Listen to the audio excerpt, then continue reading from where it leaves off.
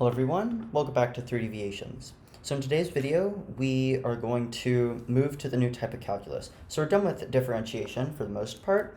We've done all the rules, we've done all of the special laws, we've done the applications, we've done optimization, we've done Newton's method. We have done all that we need to do for differentiation. Unit 2 and 3 are done. Now we're moving to Unit 4. So Unit 4 is going to kind of be the big picture unit, I think, because Unit 4 describes all of calculus as a whole. It combines the derivative and the new type of calculus that we are going to be covering, which is called integral calculus.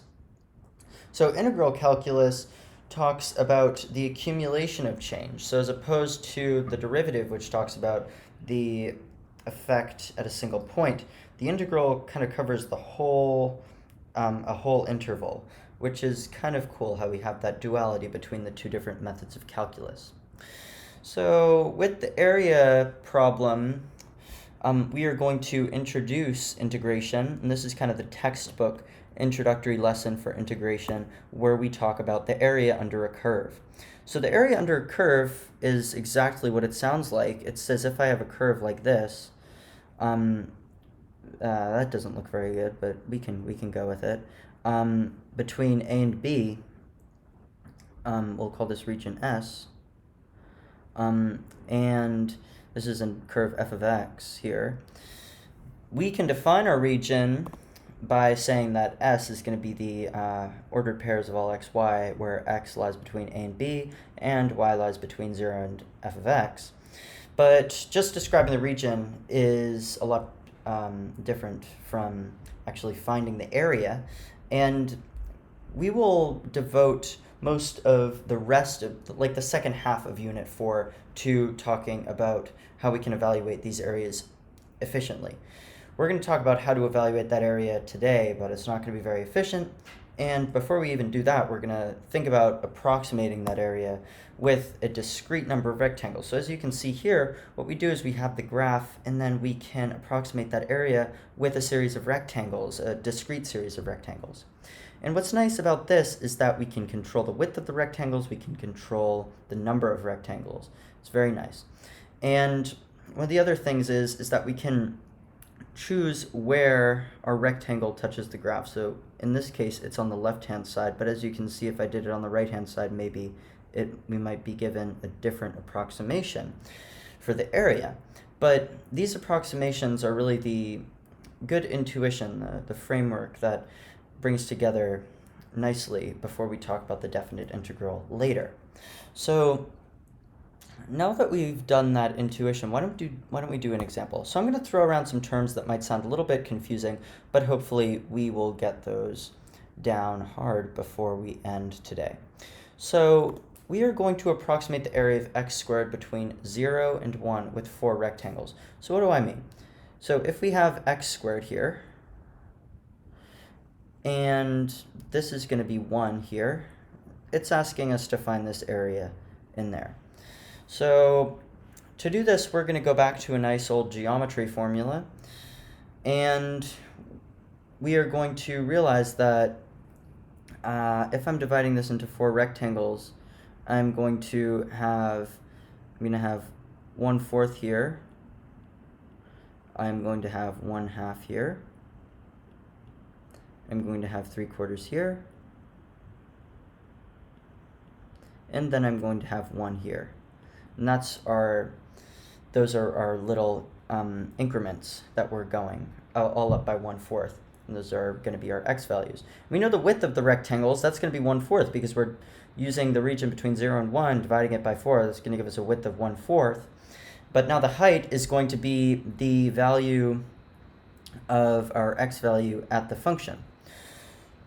So to do this, we actually need to do 2 types of sums. We need to do a left sum and a right sum. So let's do a right sum first. So with a right sum, what we do is we have our graph here, and we are going into four little rectangle regions here.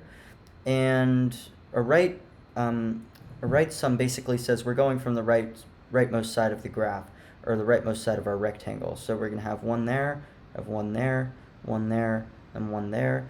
And for the right sum, we're just finding these rectangular areas and adding them up, and then that's going to be our approximation for this one here.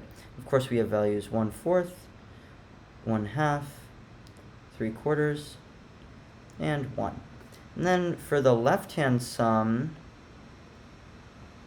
this basically says that we are going to do the same thing,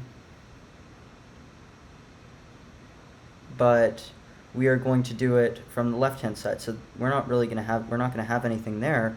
We're going to go from here, then here, then here. We're going to be given kind of a lower estimate for the area under our curve. So we are going to work on adding these up. We're going to start with the right-hand sum of 4 rectangles, and that's going to say that our r sub 4 is going to be equal to 1/4 times 1/4 squared, so our width times our height, plus 1/4 times 1/2 squared, plus 1/4 times 3/4 squared, plus 1/4 times 1 squared, which is 15/32. And now for our left-hand sum, what we do is we take our L sub 4, but now we're starting at 0 instead of 1/4. So now we're going to get 1/4 times 0 squared plus 1/4 times 1/4 squared plus 1/4 times 1/2 squared plus 1/4 times 3/4 squared, which is 7/32. So now we kind of have a bound for where our area is going to be. So we have our left sum and our right sum, and our area, our actual area, is going to be somewhere between them. So it's going to be somewhere between 7/32 and 15/32. So that's really how we evaluate problems like this. And again, we could have made better approximations, say if we used maybe 6 or 8 or 10 or 100 rectangles, we would get better approximations.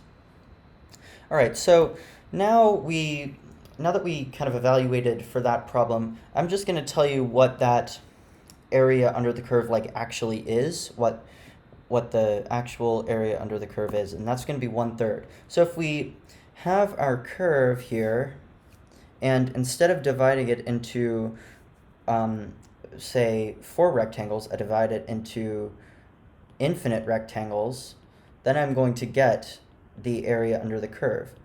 And that is going to be the limit as the number of rectangles approaches infinity of one of our sums. And for the case of the last example, that was 1/3. So how do we prove that?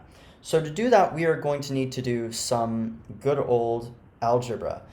So we're going to need to decompose our sum. So if you remember, our r sub n was defined as 1/n times 1/n squared plus 1/n times 2/n squared plus all the way to 1/n times n/n squared. And that can be rewritten through some handy algebra as 1/n cubed times 1 squared plus 2 squared plus ... to n squared. So that is how we decompose that sum. And if we remember, maybe this was Algebra 2 or pre-calc when you were dealing with sequences in series, we know what that evaluates to. That's going to go to n times n plus 1 times 2n plus 1 over 6. And that means that our r sub n, when we multiply that by 1/n cubed, is going to be n plus 1 times 2n plus 1 over 6n squared. All right, so now all we got to do is take the limit of this guy, because now we have the limit of r sub n as n approaches infinity. So that's going to be the limit as n approaches infinity of n plus 1 times 2n plus 1 over 6n squared, which is equal to the limit as n approaches infinity of 1 over 6 times 1 plus 1 over n times 2 plus 1 over n, which, of course, because we're going to infinity, these guys become 0, and we get 1/6 times 1 times 2, which is 1/3. So we proved that our sum is going to be 1/3. And if you did the same thing with the left-hand sum, you would have also gotten 1/3. So that is how we prove that. And sometimes they might ask to immediately go to solving for infinite rectangles, and that's how you do a problem like that. So now we can kind of recap what we did today. We have defined the area as a limit. So if I define delta x to be b minus a over n, so basically the width of our rectangle, then our right-hand sum is going to be f of x of 1 times delta x all the way to f of x of n times delta x. And of course we can find the actual area by taking that to infinity, and that gives us the limit as n approaches infinity of f of x sub 1 times delta x all the way to f of x sub n times delta x. And we can do the same for the left-hand sum, and that will give us the limit as n approaches infinity of x sub 0 of times delta x. Remember the x sub 0 because we are going from 0 on the left-hand sum. And that goes up to f of x sub n minus 1 times delta x. So that is how we kind of introduce the integral. It was more of an algebra lesson, I would say, but we definitely did get some good intuition. We talked about how we could find the area under the curve by approximating and then by also taking the limit. So in the next video, I think it'd be wise to do a couple more examples with this and also maybe try to clean this up with a little bit of sigma notation. And the sigma notation, for those of you who might not know, is how we kind of clean up these sums. So instead of writing that all the way to dot dot dot, we could do the sum from I equals 1 to n, from I equals 1 to n. I equals 1 to n of f of x sub I times delta x. That would do the same thing. So we'll talk about that later. But for now, I hope you have enjoyed this introduction to integral calculus. We are going to be spending a whole lot of time talking about this. It's kind of a harder topic than the derivative, but we'll talk about that later.